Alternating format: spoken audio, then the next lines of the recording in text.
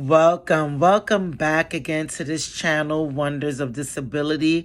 I'm so happy and glad to be back here again, sharing my story on my journey with disability part 3.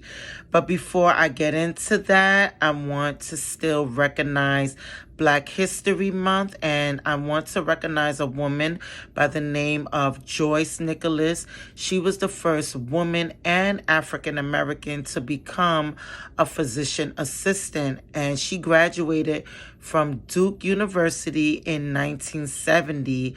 And after that, she opened up a small healthcare clinic in a rural town in North Carolina.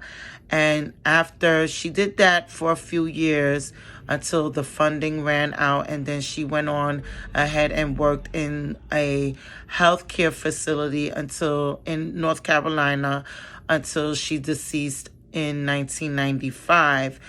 And the reason why I wanted to honor her, because my daughter, Tanise Cafaro, just graduated in January as a physician assistant. And I just want to let her know that I'm so proud of her and that God has brought her a mighty long way. And I'm so happy that she's able to exercise her gifts and talents, because she really knows how to care for people. And also in this field, there's not a lot of African Americans in this field. So kudos to those who are in this field, and continue to keep up the good work to service your community.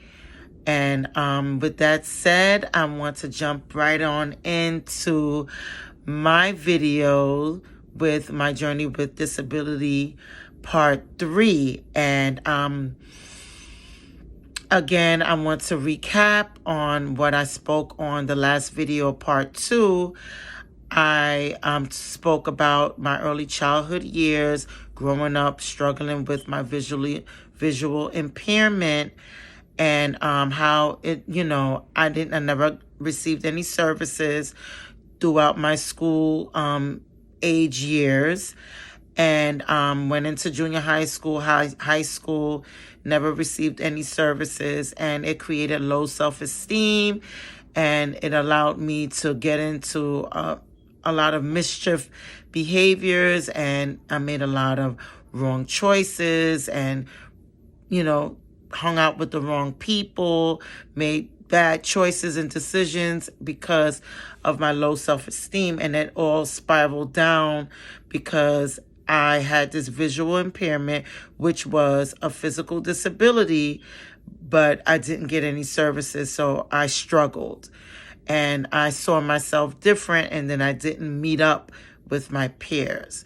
So in part 3, I want to talk about the shame.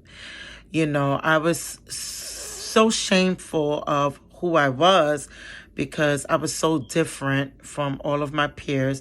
Everyone was excelling, and everybody was getting their driver's license. Everybody, when people turn 18 years old, my peers turned 18 years old. They got their driver's license. They learned how to drive. Although I did learn how to drive, but I wasn't able to drive because of my visual impairment. And I just didn't understand. I was just so different. And I also had people who were close to me who really told me that I would never amount to anything, that I was blind, and I would never get a decent job. And I, cried out to my grandmother during those years, my teenage years, and letting her know that I felt so bad, because look at me, I'm so different. I'm not able to see. And my grandmother really encouraged me. God bless her soul. She really encouraged me, and she told me that I was going to become someone one day, and God was going to use me one day. And I didn't understand what she was talking about, but now I do. But the shame was so strong on me. It was really a strong spirit that, people who walk around with shame, end up doing shameful things.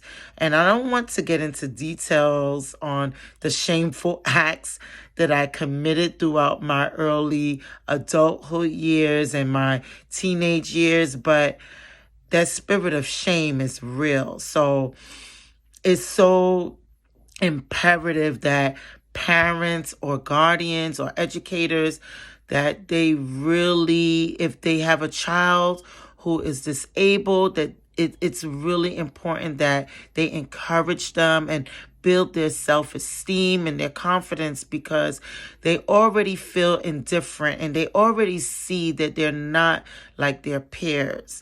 So just encourage them and give them the confidence that they need, because it's really imperative.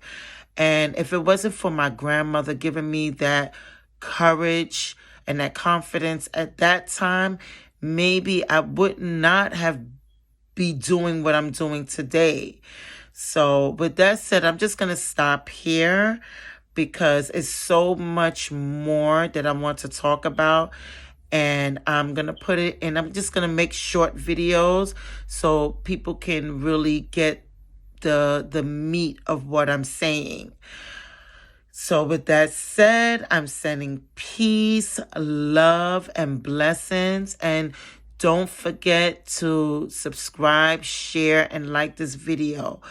Also, I want to highlight that my videos, some people who are getting it are not really from the United States. So the education system is different in other countries like Africa or Jamaica. So I just want to let you know that if you have any questions on how you can pinpoint if your child is struggling with any kind of disability, you can leave a question on the comments section and I would definitely answer you or get back to you as soon as I can. So I'll talk to you guys later. Thank you and see you soon.